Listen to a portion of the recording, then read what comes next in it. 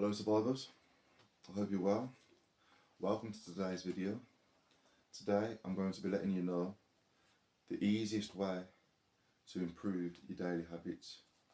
I've made notes again which I'll be referring to keep myself on topic. So we all have things that we want to improve on, but how do we actually go about it?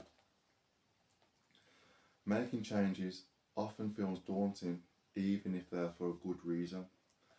So no matter what these changes may be, because it's not something that you're used to, because it's new to you, at first it will feel like a big task, it will feel daunting to you. But the main thing is you make a start and you keep going with it, you persevere. So the main thing to remember is that it won't just happen in one day. Have faith, pray over it, and feel God's support. So how do you do that? Obviously you have to have faith in God, because you have to have something to look to turn to, you know. So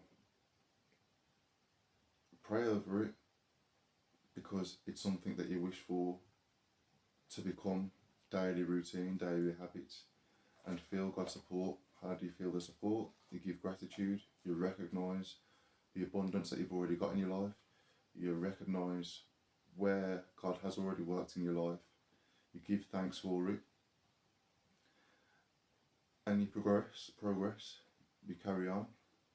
You know, God took 6 days to make his creation and rested on the 7th. Furthermore, God wasn't happy with how his creation was acting or behaving. There was too much corruption, too much evil, too much evil doings by humanity. So he wiped it out and started again. He saved Noah because he was the most righteous person at the time, and wiped the rest of humanity out and started again. This is told in Genesis 6 through to 10. Even making a promise to us never to flood the land again by making a covenant with the rainbow. This is why we see a rainbow in harsh weather, when it's been raining, belting it down. We always see a rainbow at the end, because God made a promise to us, and that's his symbol of the promise. It's the original symbol of the rainbow, and this is the real symbol of the rainbow. So what we need to remember is that a lot of trial and error occurs anytime we want to take on something new, anytime we want to go in and do something, anytime we want to progress with something. There's always trial and error. We don't always know it all, and we don't always get it right first time round. Even God showed us that in the Bible, right from the beginning in Genesis, which is the first book. Not everything will succeed the first time around, not even for God. Failure is a part of learning that ultimately leads to success. So you have to persevere, you have to keep going. And my phone's just gone off, which is confirmation of what I'm saying. What we need to do is just improve one thing at a time, and that's basically the formula. The Japanese call this the 1% rule. And what's the 1% rule?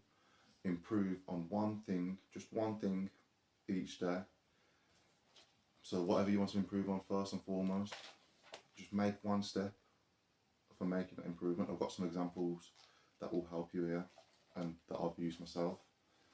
So the best and easiest way for success in making these changes is to just improve on one thing each day.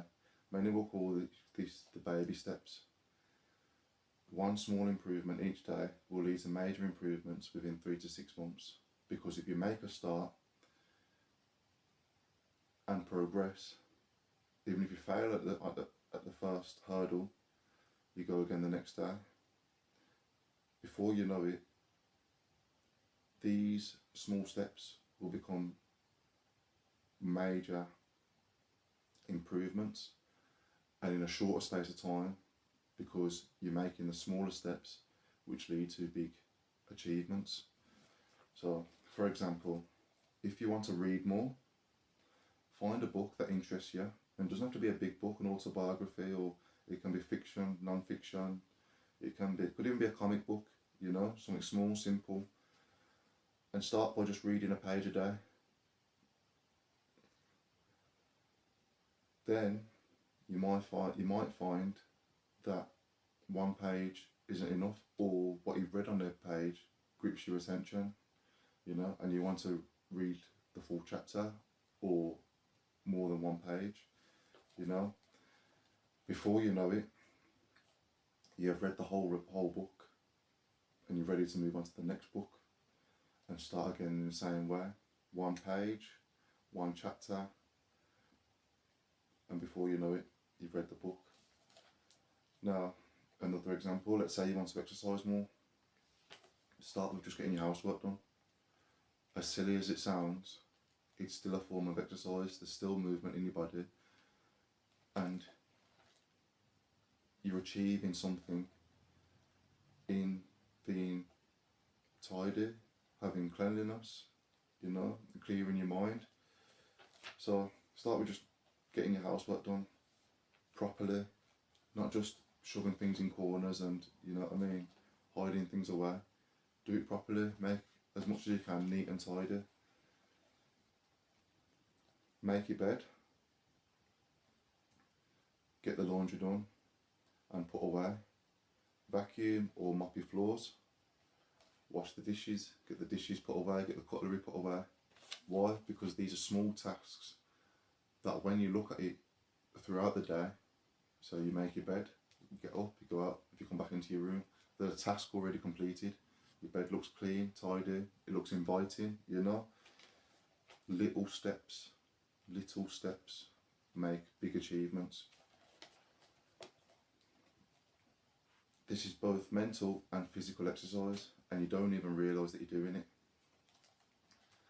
because you're just going through the motions, you're going through the steps, but the positive steps, you know. It's not nothing that you're not going to look back at it and say, oh, this looks untidy, that looks untidy. Your house, your bed, you know, your kitchen, it's all going to be welcoming. You're going to want to use things. So without even knowing it, mentally you're clearing your mind, mentally you're making improvements as well as physically. Take a walk to the shop instead of driving. So that doesn't mean your whole week's groceries. I mean, let's say if you still buy the newspaper, you know, if you just need a pint of milk, a bag of sugar, just one thing or a couple of things that you might need from the shop. Walk to your local corner shop, you know. It takes, 10-15 minutes, less than that for me, but it's still a form of exercise. You're still getting some kind of exercise in. Walk your dog for 20 minutes. I know most of you will already have walks with your dog through the day, but think of how long you actually walk them for, yeah? So if you do 20 minutes at the minute, start with that. Each week, build up the time. So start with 20 minutes, then go for 30 minutes, then go for an hour. And before you know it, you'll want to exercise. The exercise, because you're breathing in fresh air, you know, you're going further distance, your dog's enjoying it. Your dog's feeling some adventure, so it's stimulating your dog's mind as well as your dog's body, you know. So before you know it, you will actually want to go to the gym because you'll feel the benefit of the exercise that you're already doing, and your body will naturally want to do more. So how will this happen? Because you're already without realising stimulating both your mind and your body and your muscles. Now, for my last example, let's say you want to eat healthier. So when you go shopping and you'd normally buy, you know, your junk food, your snacks, your bits and bobs, start with this. Just buy one less thing. Carry on with your normal shop, but just take one thing out of your normal weekly shopping basket, you know. So if it's one chocolate bar, one packet of crisps,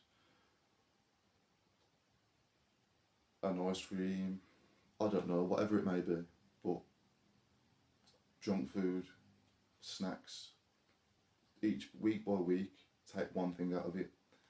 And as times go on, as the weeks go on, you may feel that there's less and less junk food, less snacks in your cupboards, less for you to go and grab. So don't replace it to begin with, just stop buying it, bit by bit, one piece at a time, stop buying it. Then when you feel like there's nothing that you are buying, no junk food at all, no snacks, that's when you start replacing it. So you replace it with fruit, replace it with healthier snacks, find something that's beneficial to you, that you like. This could be pistachios, this could be nuts, healthy snacks, you know, obviously different types of fruit. And this is where you start putting more healthy foods into your body. So again, nuts, pistachios, oranges, bananas, apples, pears. There's various different things that is healthier for you that are still snacks. Like I said in the previous video, the fastest food that you can get is fruit. There's no faster food. So if you want a quick snack, something quick and easy to prepare and eat, fruit is your best option.